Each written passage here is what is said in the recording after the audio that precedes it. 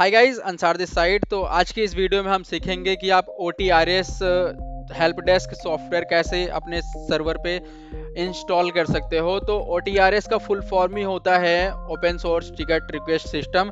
ये बिल्कुल ही फ्री होता है। तो आज की इस वीडियो में हम सीखेंगे कि इसको यूज़ कैसे करना है और इंस्टॉल कैसे करना है, और इसका जो यूज़ करते हैं हम वो सर्विस मैनेजमेंट के लिए करते हैं, एडमिन डैशबोर्ड और कस्टमर पोर्टल के लिए। ठीक है, तो इसको यूज़ करने के लिए बेसिकली आपको इसी वीडियो के डिस्क्रिप्शन में आपको दो लिंक मिल जाएंगे, दो सॉफ्टवेयर के। और इसको आपको रूफूस की सहायता से पेन ड्राइव बूटेबल बना लेना है डाउनलोड करके।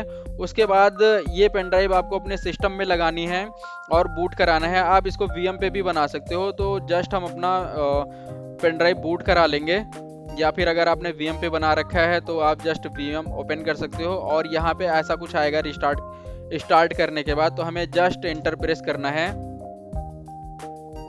उसके बाद जस्ट हमें गाइडेड यूज इंटायर डिस्क पे प्रेस करना है और इंटर करना है। उसके बाद फिनिश पार्टीशन पे क्लिक करना है और यस पे क्लिक करके ओके कर देना है। उसके बाद यस के लिए आएगा तो जस्ट हम यस पे क्लिक करेंगे। उसके बाद सिंपली हमें रिबूट सिस्टम पे क्लिक करना है और एक बार इसको रिस्टार्ट कर लेना है। उसके बाद हमें रूट का अपना पासवर्ड डालना है। उसके बाद हमें OTRS का पासवर्ड डालना है।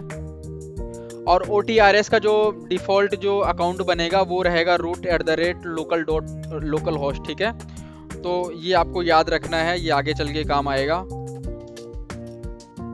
उसके बाद हमें जस्ट यहाँ पे आप अपना स्किप कर दो और यहाँ पे आप ईमेल आईडी डाल सकते हो अगर आपको डालनी है, तो नहीं तो स्किप कर दो।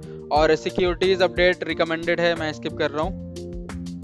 उसके बाद आपके अगर प्रीमाइसेस में अगर DHCP सर्वर है तो ये खुद ही उठा लेगा, नहीं तो आपको जस्ट क्विट करना है और लॉगिन कर लेना है अपने रूट से।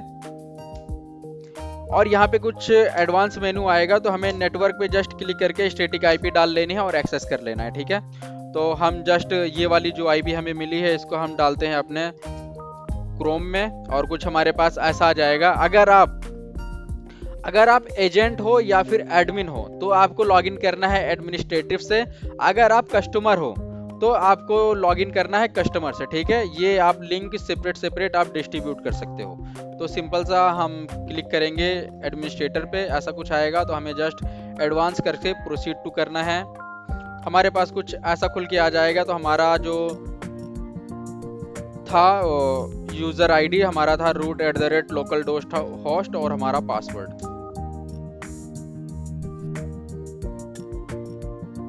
कुछ हमारे पास ऐसा इंटरफेस खुलेगा। तो हमें सबसे पहले हमें एडमिन पे जाना है और इतने सारे आ सकते हैं, आप इसमें भी ऑटोमेट कर सकते हो अपनी हेल्प डेस्क की चीज़ें। तो सिंपल सा हमें सबसे पहले एजेंट बनाने होंगे, तो हम एजेंट पे क्लिक करेंगे और यहाँ से हम एजेंट पे क्लिक करके ऐड एजेंट कर लेंगे। तो सिंपल सा हमें अपना नाम देना है, जो भी आपको नाम बनाना है। तो यहाँ पे आप यूज़र नेम, बेसिकली हम यूज़र नेम में अंसार दे देंगे और हम अंसार का पासवर्ड दे देंगे। और ईमेल आईडी आपको डालनी पड़ेगी, तो हम कुछ भी डाल सकते हैं, abc@gmail.com, कुछ भी जो आपकी ईमेल आईडी है, और सेव कर देंगे। अब इसको लॉगिन करने के लिए अब इसके बाद हमें बोलेगा कि आप वो दो, इसको परमिशंस दो। तो आप बेसिकली इसको परमिशंस दे सकते हो, क्या क्या चाहिए क्या क्या नहीं चाहिए।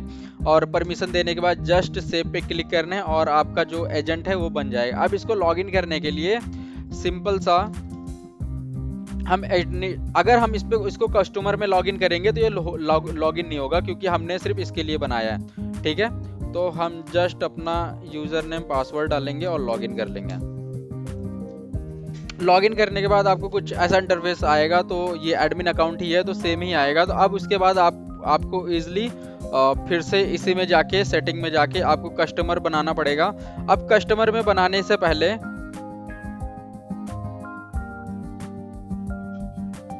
आपको कस्टमर यूज़र बनाने से पहले कस्टमर और क्रिएटर कस्टमर बनाना पड़ेगा। तो हम जस्ट कस्टमर पे क्लिक करेंगे और यहाँ पे हम ऐड कस्टमर यूज़ कर लेंगे, तो हम यहाँ पे हमें कस्टमर का यूज़र नेम आईडी डालनी है, तो हम जस्ट आईडी डाल देंगे। वो आईडी कुछ भी हो सकती है और कस्टमर यहाँ पे डाल देंगे हम अंसार कस्टमर है और उसकी आईडी ये है। तो जस्ट हम सिर्फ सेव पे प्रेस करेंगे और ये सेव हो जाएगा। अब आपको कस्टमर यूज़र बनाने हैं, तो जस्ट उसी के नीचे आपको कस्टमर यूज़र मिल जाएगा और यहाँ पे आप कस्टमर यूज़र जस्ट ऐड कर सकते हो। तो जस्ट मैंने ऐड कर लिया और यहाँ पे हम बनाएंगे अपना पहला कस्टमर।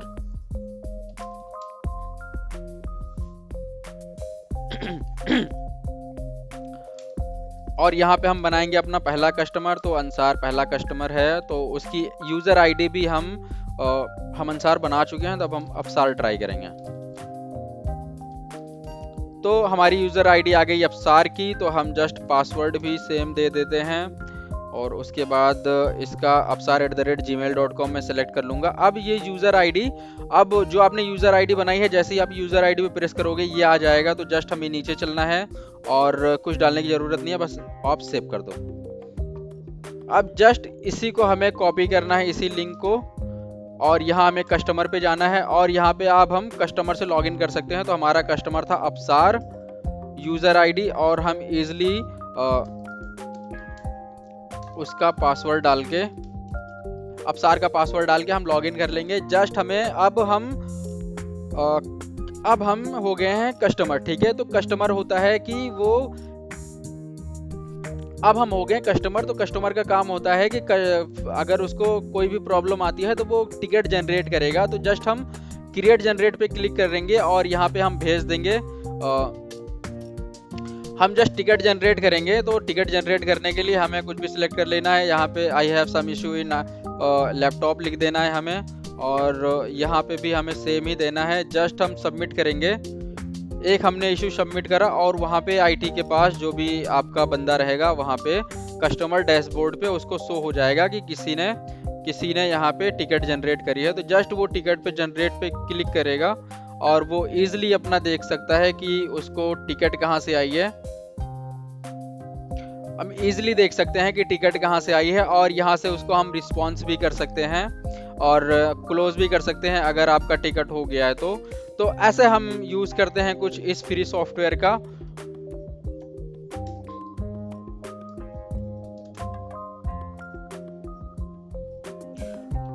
तो कुछ ऐसे यूज़ करते हैं हम इस फ्री टिकट का। तो इस वीडियो में हमने सीखा कि आप इजीली फ्री में OTRS सॉफ्टवेयर कैसे अपनी कंपनी में डिप्लॉय कर सकते हैं और हेल्प डेस्क अपना यूज़ कर सकते हैं फ्री में। तो इस वीडियो में इतना ही, मिलते हैं हम नेक्स्ट वीडियो में, तब तक के लिए बाय बाय।